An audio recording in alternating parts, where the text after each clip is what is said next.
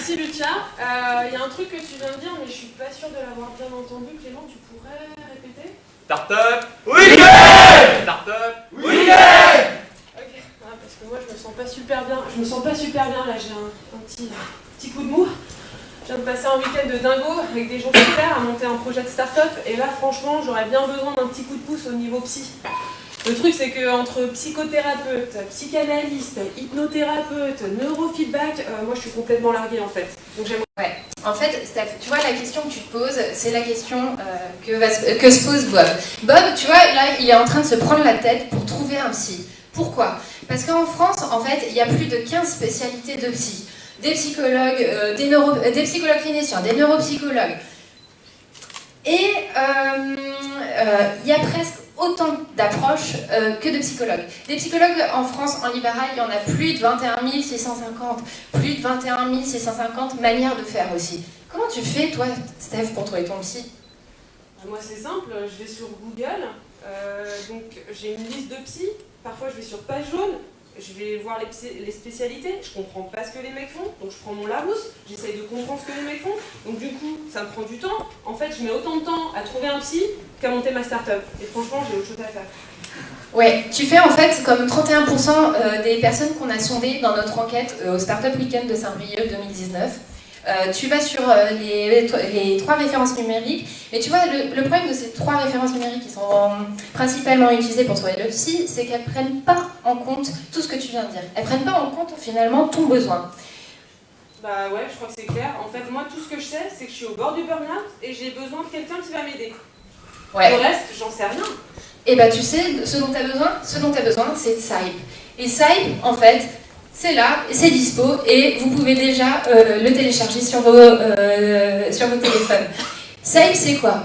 C'est une solution numérique. Elle est simple, elle est rapide, et surtout, elle est personnalisée. Ok, donc là, tu as dit que c'était déjà dispo, ça veut dire que moi et les gens dans la salle, potentiellement, en tapant cette URL, peuvent déjà avoir accès à l'app? Eh ouais, bah 54 heures, hein. Ah ouais. En 54 heures, on est efficace quand même. Et dis-moi juste un truc, comment ça fonctionne? Alors, c'est tout simple, tu as un questionnaire, il est basé sur tes besoins, et en fait, le résultat, c'est que ça te fournira une liste personnalisée de psychologues à contacter. Ok, stylé, j'achète, mais ça me coûte combien?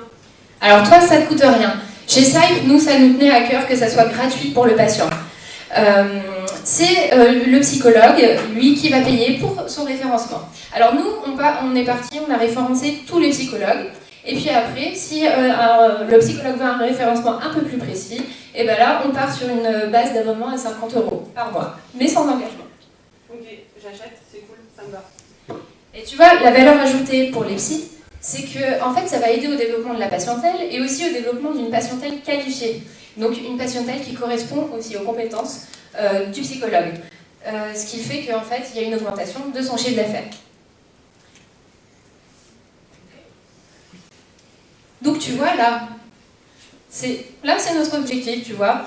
C'était la plateforme de référence en France, de mise en relation entre les psys et les patients d'ici 2021. Ok, donc du coup là, j'ai l'app, j'ai une MVP, c'est ça? Je crois qu'on dit MVP? Ouais, MVP, tu vois, la MVP 2019.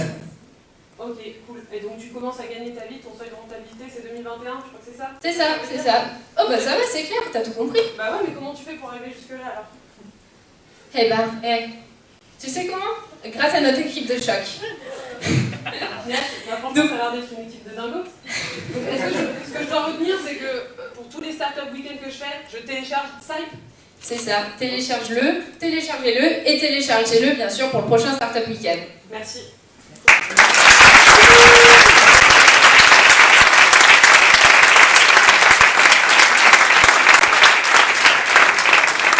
Merci, je vais mettre son micro pour répondre aux questions. Et on va commencer avec les questions jury.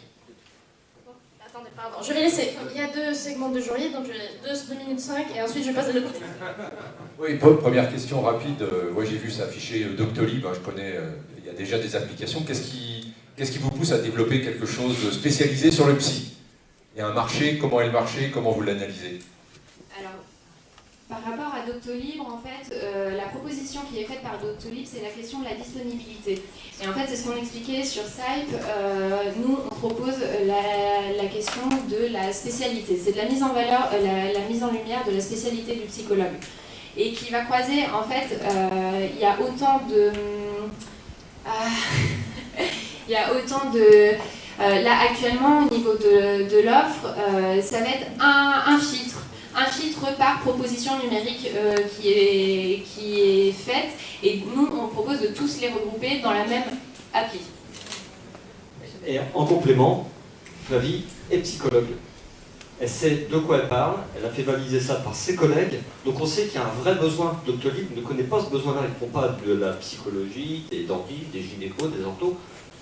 Flavie est psychologue, elle répond aux besoins de sa profession. D'autres questions? Je cours des deux côtés. Questions? Par exemple, entre un psychiatre, un psychologue, etc., j'imagine qu'il y a des différences pour la prise de rendez-vous. Par exemple, un psychiatre, est-ce qu'il y a une prescription, dans la mesure où il est médecin, donc remboursé? Un psychologue, c'est une autre approche. Il n'y a pas cette notion de prescription. Est-ce qu'il y a une façon aussi de choisir par rapport aux spécialités plus subtilement, je dirais, quand nous on cherche un psychologue, même la grille d'analyse que vous proposez, elle est super, mais j'imagine que c'est beaucoup plus poussé et complexe que ça. Est-ce qu'il y a un deuxième niveau possible après? Donc il y a deux questions en fait.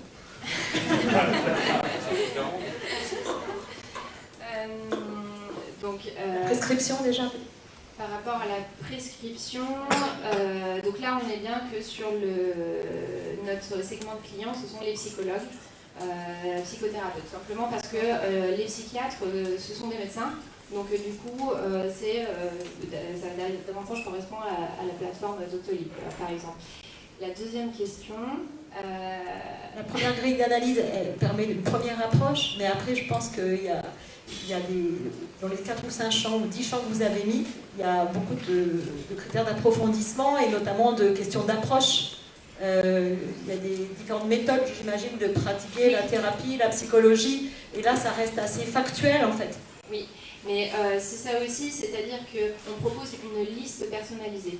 Donc en fait là on a pris les grands critères, les principaux critères, alors qui sont faits aussi par qui ont été établis par une analyse des différentes offres actuellement et de ce qui marche au niveau des demandes. Moi je suis usager, j'ai besoin d'aller voir un psy, qu'est-ce qu'il me faut? La disponibilité, la proximité géographique, enfin voilà, donc on a tous ce terme-là.